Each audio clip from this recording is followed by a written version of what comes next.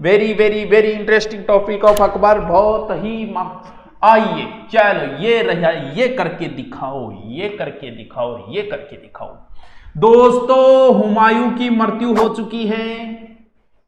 हुमायूं की जब मृत्यु हुई उस समय अकबर कहां है? तो बच्चों उस समय अकबर जो है वो पंजाब में है। कहां? पंजाब की एक जगह है कलानौर।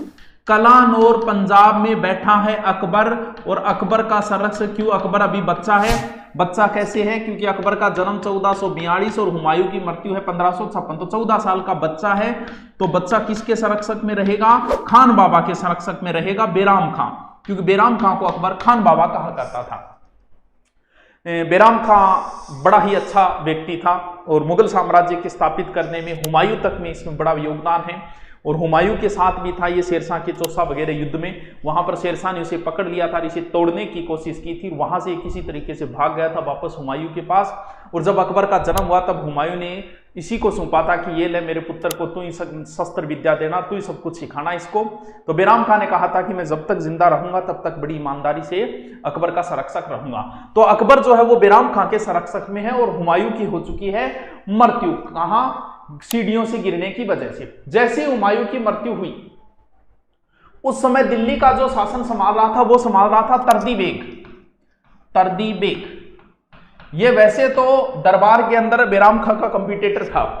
वही बात है कि हर जगह कंपटीटर होता है, एक संस्था में दो टीचर एक जैसे, तो वो दोनों एक दूसरे की काटने की सोचेंगे। वही बात है, अकबर के दरबार में बेराम खां जितना ही ऊंचा पद तर्दी बेग का था। तर्दी बेग भी बड़ा विश्वसनीय था हुमायूं का, दोनों ही हुमायूं के बड़े विश्वसनीय थे।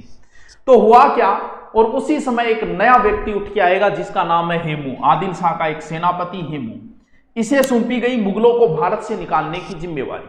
और जैसे ही हेमू को पता चला कि भाई साहब हुमायूं तो मारा गया, हेमू ने तुरंत भाग के आया आगरा। आगरा पे अधिकार और आगरा के तुरंत भाग दिल्ली की ओर भागा।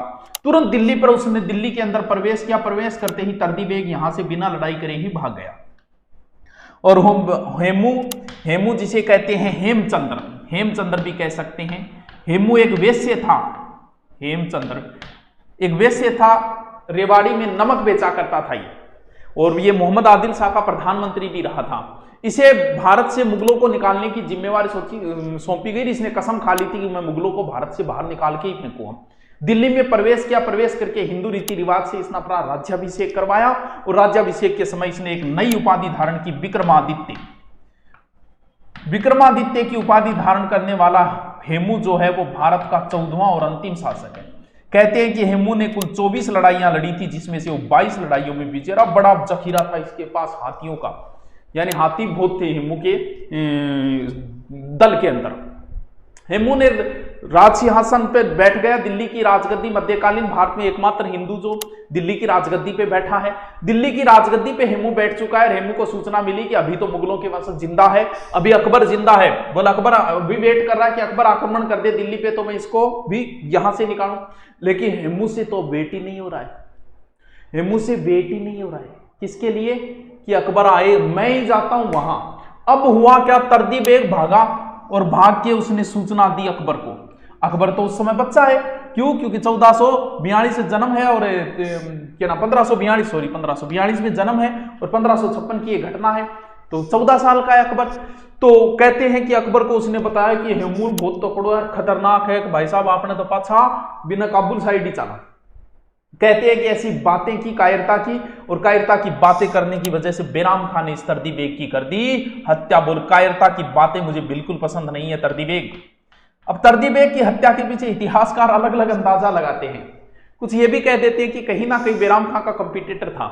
ये भी हो सकता है। इसका राजनीतिक कारण भी हो सकता है, क्योंकि राजनीतिक तो ये था कि इसने कायरता की बातें की, इस वजह से उसने मार दिया इसको, तर्दी बेग को। और अकबर से कहा कि देख ये ऐसी बातें कर रहा कांसन, इसलिए मैंने इसको मार दिया। अब बेराम खां बोले चिंता करने की जरूरत को नहीं। जलाल, ये जलाल बोलता था क्योंकि ये तो अपना बच्चा ही समझता था इसे। जलाल, चिंता करने की जरूरत को नहीं, खान बाबा भी जीवता है। और तुरंत ही उसने वहीं पर ईंटों का सिंहासन लगा के, और वहीं पर ईंटों का सिंहासन लगाते और जलालुद्दीन मोहम्मद अकबर का कर दिया राज्याभिषेक।